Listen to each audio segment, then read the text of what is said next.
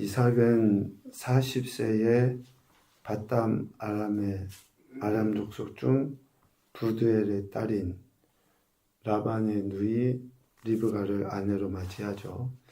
그런데 자녀가 없어요. 그래서 이삭이 리브가를 위해서 하나님께 간구하였고, 하나님께서 그 간구를 들으셔서 리브가에게 쌍둥이 에서와 야곱을 임신케 하시고 출산하게 됩니다. 그 아이들이 장성해 갈 때 에서는 익숙한 사냥꾼으로 성장해서 들사람이 되고, 야곱은 조용한 사람이어서 장막에 머물게 되죠. 각각 성향이 다르고 어쩌면 삶의 방식이 달라요.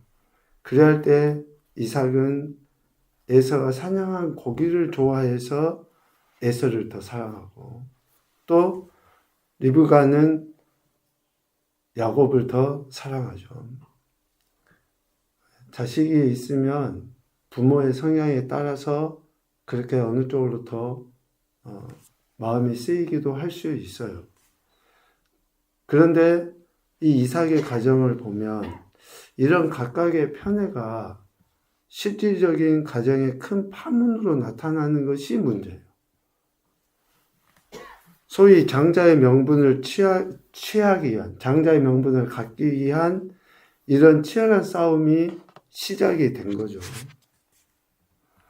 장자의 명분을 가볍게 여기면서까지 아버지의 사랑을 차지하고 싶어 했던 에서나, 왜? 자기 장자의 명분 시조 필요 없어요. 아버지가 자기가 사냥해온 고기를 먹고 기뻐하고 즐거워하는 거, 그냥 그것으로 만족인 거죠. 또 야곱은 어쩌면 아버지를 속이면서까지 장자의 명분을 차지하려고 한 그러한 행태의 모습들. 그래서 결국 야곱은 어머니 리브가와 하나가 돼서 아버지 이삭을 속이면서 장자의 축복을 받게 됩니다. 27장 27절부터 29절까지에는 이삭이 그 별미를 먹고, 야곱이 속여서 만든 이 별미를 먹고 장자의 축복을 해주는 내용이 나와요. 지금 이 축복의 말씀은 실질적으로 오늘 28장 우리가 읽었던 이삭이 야곱을 라반에게로 보내면서 했던 축복의 말씀과 동일해요. 그리고 실질적으로 또 뭐냐? 환상 중에 꿈에 보았던 그 천사의 축복의 말씀과도 일맥상통해요. 그러니까 장자의 명분이라고 하는 것은 하나님께서 이미 뜻하신 바고 약속하신 복에 대한 이야기들이거든요. 야곱이 어머니와 함께 이삭을 속이면서 받게 된 이 축복. 그러니까 이 축복을 받지 못한 에서는 어떻습니까? 야곱을 미워하죠. 27장 41절에 보면 아버지를 곡할 때가 가까이 왔으니까 내가 야곱을 죽여버리겠다 라고까지 생각하게 돼요. 형제지간에 이러한 생각까지 하게 되었다. 얼마나 그 가정이 슬픈 일입니까? 이러한 에서의 말을 또 누가 듣습니까? 어머니 리브가가 들어요. 리브가가 듣고 야곱을 자신의 오빠인 오라버니 라반이 있는 하란으로 피신시킵니다. 그래서 이제 생이별을 하게 된 거죠. 물론 에서가 동생이 떠난 것에 대해서 슬프다, 생이별이 아니라 그렇게 리브가가 사랑했던 아들 야곱과 떨어져서 지내야 돼요. 이제 이런 문제가 생기는 거죠. 조용한 사람에서 장막에만 있어야 될 야곱이 실질적으로 이제 방랑 생활을 시작하게 된 계기 아닙니까? 그러면서 이후에 나중에 바로 앞에 섰었을 때 자신의 인생을 험난한 세월이라고 이야기해요. 에서가 길을 떠나서 방랑생활을 하는 것은 어느 정도 이해가 돼요. 그런데 야곱은 장막에만 머물러야 될 그런 사람이에요. 그런데 야곱이 이렇게 방랑생활을 하게 되는, 자신을 죽이려고 하는 형을 피해서 도망자 신세로 살아야 되는, 실질적으로 브엘세바에서 하란까지의 거리를 약 800km 이상 정도로 보거든요. 결코 짧은 길이 아니에요. 그런데 그 험난한 여정을 살아가게 되는 그러한 야곱의 모습이 보이죠. 야곱이 바단 아람으로, 이제 야곱을 바단 아람으로 보냈잖아요, 이삭이. 표면적인 의도는 뭡니까? 에서가 헷 족속의 딸들과 결혼한 것으로 인해서 이삭과 리브가의 마음에 근심이 되었다라고 26장 말미에 이야기했잖아요. 그래서 야곱 역시 지금 이삭과 리브가 또 야곱이 살고 있었던 그 이방 땅이라고 하는 헷 족속의 사람들과 결혼하는 것을 원치 않은 거예요. 27장 46절에 보면 야곱이 헷 사람의 딸들 중에서 아내를 맞이하면 이삭과 리브가의 삶에 재미가 없다, 기쁨이 없다 라고 27장 46절에 그렇게 이야기하는 거잖아요. 그래서 야곱은 가나안 사람의 딸들 중에서 아내를 맞이하지 말고 바단 아람으로 가서 야곱의 외조부 부두엘의 집에 이르러 거기서 외삼촌 라반의 딸들 중에서 아내를 맞이하라 라고 하는 그 의도를 가지고 오늘 1절 2절 이 의도를 가지고 지금 야곱을 축복하고 바단 아람으로 보낸 거죠.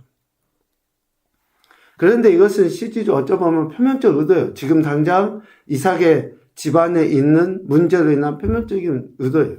숨은 의도는 뭡니까? 이삭을 속이고 장자의 축복을 받은 것에 대해서 살인하려고 하는 에서로부터 야곱을 지키기 위해서 지금 보낸 거예요. 여러분, 지금 이삭과 리브가가 믿음이 대단해서 거룩한 가문, 거룩한 혈통을 얻어야지 해서 야곱을 바단 아람으로 보낸 게 아니에요. 만약에 에서가 그런 생각이 없었다든지 그러면 야곱을 그 800km가 더 되는 그곳으로 떠나보내려고 생각도 하지 않았을 거예요. 왜? 키가 뭡니까? 리브가가 야곱을 사랑했다니까요. 그래서 엄마가 그냥 계속, 물론 장사한 아들이지만 끼고 있고 싶은 거예요. 그런데 에서가 야곱을 죽이기로 해버렸잖아요. 27장 45절 하반부에 보면 리브가의 속마음, 야곱도 그러겠지만, 죄송합니다. 이삭도 그러겠지만, 어찌 하루에 너희 둘을 잃으랴. 에서가 야곱을 죽여서 야곱을 실질적으로 잃어버리고, 또 살인한 에서를, 살인자로 인해서 에서를 잃어버리게 되는 그러한 문제가 생기니, 이러한 숨은 의도에 의해 야곱을 축복해주고 바단 아람으로 떠나 보내게 한 거죠. 그런데 참 아이러니하긴 해요. 이러한 모습으로 야곱이 길을 떠나고 가나안 족속의 여인을 아내로 취하지 아니하고 아람 족속 중 자기의 가문 안에서 아내를 맞이하게 되는데, 참 이것이 하나님께서 지금 크게 보면 이스라엘 백성들에게 기대하시는 바의 모습이라는 거예요. 하나님의 뜻하신 바라는 거예요. 결과적으로 하나님께서 이스라엘 민족에게 기대하시는 바가 뭐였습니까? 아브라함이 아들 이삭의 아내를 얻도록 하기 위해서 늙은 종을 보내면서까지 가나안 족속, 이방 족속의 여인을 아내로 취하지 말고 아브라함의 가문 안에 있는 그 여자를 이삭의 아내로 택하려 했잖아요. 창세기 24장 3절 하반부부터 4절까지 그 내용이 있어요. 가나안 족속 딸들 중에서 내 아들 이삭을 위하여 아내를 택하지 말고 내 고향 내 족속에게로 와서 이삭을 위하여 아내를 택하라. 이 말씀은 지금 아브라함이 이삭에게만 한 거예요? 아니에요. 실질적으로 이삭의 아들들로 태어난 에서도 그렇고 야곱도 그렇고 또 그 후손들이 그렇게 결혼을 해야 된다는 거예요. 신학적으로 표현하면 믿지 않는 자와 멍에를 같이 매지 말라고 하는 그 말씀처럼 거룩한 후손을 위해서 구별된 결혼, 혼인을 해야 된다라는 하나님의 뜻이 있었던 거죠. 이러한 뜻을 어쩌보면 지금 이삭과 리브가는 의도치 않았지만 그 목적을 갖고 한 것은 아니지만 결과적으로는 야곱이 가나안 족속, 특별히 헷 족속 여인과 결혼한 게 아니라 하나님이 말씀하신 그대로의 아브라함에게 명령하신 것과 같은 그대로의 말씀을 이루는 계기가 되었다. 참, 그러니까 우리는 진짜 큰 범위 내에서 하나님의 주권 안에 살고 있어요. 어떤 일이 생기고 지금 당장 내가 뜻하는 바대로 되지 않는 것 같아도 결국에는 하나님이 그 일들을 이루어가고 계신다라는 것을 보게 되죠. 이렇게 브엘세바를 떠나 하란으로 이제 인생의 고난이 시작이 됩니다. 그러다가 한 곳에 이르러 해가 지게 되었을 때에 거기서 유숙하려고 그곳에 한 돌을 가져다가 베개로 삼고 누워서 잠을 자죠. 잠자는 중 꿈에 사닥다리 환상을 통해서 하나님의 축복의 말씀을 들어요. 13절부터 15절까지. 이러한 축복의 말씀으로 야곱에게 주신 그 은혜가 뭐냐? 야곱에게 기대하신 바가 뭐냐? 첫째, 장막에서 편안하게 지냈던 과거의 삶을 정리해라는 거예요. 과거의 삶. 장막에 머물면서 그냥 보호받는 정도의 문제가 아니라 편애받고 살았던 과거의 그러한 삶의 방식, 삶을 정리해라 라는 것이고, 두 번째는 야곱의 인생의 여정이 순탄하지 않을 것이다 라고 하는 것을 미리 보여줘요. 야곱의 인생이 결코 야곱이 기대하는 거나 또 야곱이 어머니나 어쩌면 또 아버지로부터 보호받고 살아왔던 그런 평탄함과는 이제 전혀 상반된 모습이 있을 것이다. 그리고 세 번째는 순탄하지 않기 때문에 순탄하지 않은 인생은 오로지 하나님의 절대적인 보호하심이 필요하다. 하나님의 보호하심이, 하나님의 인도하심이 반드시 있어야 된다. 그리고 하나 더, 어머니의 태중에서부터 하신 하나님의 말씀은 반드시 성취되기 마련이다. 큰 자가 작은 자를 섬기게 될 것이다 라고 했던 그러한 말씀들, 오늘 13절, 14절, 15절에 나와 있는 이러한 천사로부터 들은 축복의 말씀은 결국 단순히 야 너가 복 받을 거야, 너 인생 이제 고속도로야, 이런 이야기를 하는 게 아니에요. 하나님께서 야곱을 택하셔서 이제 야곱으로 말미암은 일들을 행함에 있어서 수없이 많은, 그렇잖아요. 지금까지 야곱이 겪어왔던 인생의 고난은 형과 갈등이나 다툼 아무것도 아니에요. 이제 이 길을 걸어가면서 야곱이 처하게 될 그 어마무시한 일들을 하나님은 이 축복의 말씀을 통해서 지금 야곱에게 미리 보여주며 하나님만을 신뢰하도록 하나님께서 인도하신 거죠. 이렇게 환상을 통해 계시로 자신에게 말씀하신 그 하나님에 대해 제단을 쌓고 베델, 즉 하나님의 집이라는 믿음을 고백하게 됩니다. 비록 도망자 신세고 방랑자 신세지만 하나님께서 함께 하시는 그곳, 또 실질적으로 그 어디나 하나님의 집이다 라고 하는 고백을 지금 야곱이 하게 되는 거예요.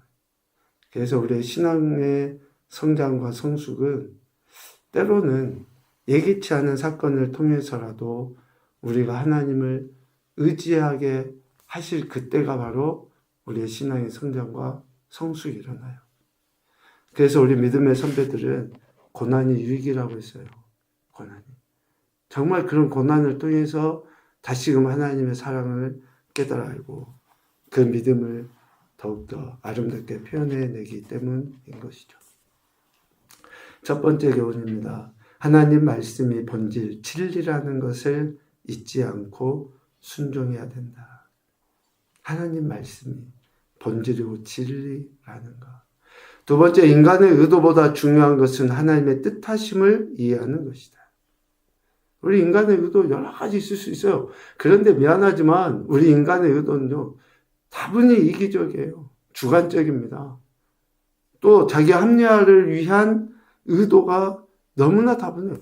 오늘 이삭과 리브가는 실질적인 그런 인간적인 의도를 가지고 했지만 하나님의 뜻을 이루는 결과를 드러낸 것뿐이지 저들이 어찌 옳다고 할 수 있겠습니까? 그래서 우리는 궁극적으로 하나님의 뜻이 무엇인지를 이해하고 그 뜻을 순종해 나가려 해야 한다는 것이죠. 세 번째, 약속하신 말씀을 이루시는 하나님만 기대하며 의지하며 살아가자. 참 우리 인생이 가장 중요하면서도 가장 잘 되지 않는 부분입니다. 하나님만 의지하며 기대하며 살자. 참 어렵습니다.